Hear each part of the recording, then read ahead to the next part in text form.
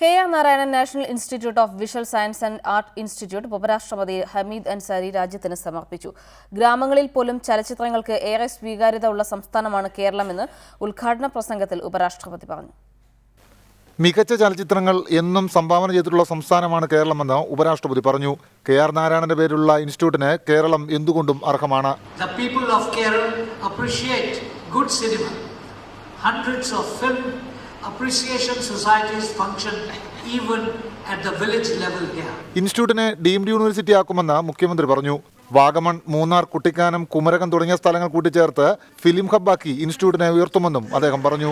K.R. Narayanan institute കേന്ദ്രീകരിച്ച് മൂന്നാർ, വാഗമൺ, കുട്ടിക്കാനം, കുമരകം എന്നീ പ്രകൃതി രമണീയമായ പ്രദേശങ്ങളെ സമന്വയിപ്പിച്ചുകൊണ്ട് അതിനെ ബന്ധപ്പെടുത്തിക്കൊണ്ട് ഒരു ഫിലിം ഹബ്ബായി ഈ പ്രദേശത്തെ ഒന്നിപ്പിച്ചെടുത്ത് അതാക്കി മാറ്റുന്നതിനുള്ള ഒരു പദ്ധതി ഈ ഇൻസ്റ്റിറ്റ്യൂട്ട് ഉദ്ദേശിക്കുന്നുണ്ട്. ചടങ്ങിൽ ഗവർണർ പി സദാശിവം, മന്ത്രിമാരായ തിരുവഞ്ചൂർ രാധാകൃഷ്ണൻ, അബ്ദുൾ റബ്ബ്, MLA-മാരായ KM മാണി, ജയരാജ് തുടങ്ങിയവർ പങ്കെടുത്തു.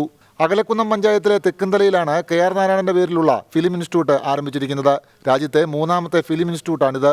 അഭിനയം, സംവിധാനം, സ്ക്രിപ്റ്റ്, എഡിറ്റിംഗ് തുടങ്ങിയ വിഷയങ്ങളിൽ ഡിപ്ലോമ കോഴ്സുകളാണ് ഇൻസ്റ്റിറ്റ്യൂട്ടിലുള്ളത്. രാജ്യാന്തര തലത്തിൽ ടെസ്റ്റും അഭിമുഖവും നടത്തിയാണ് ഇൻസ്റ്റിറ്റ്യൂട്ടിലേക്കുള്ള പ്രവേശനം. റിപ്പോർട്ടർ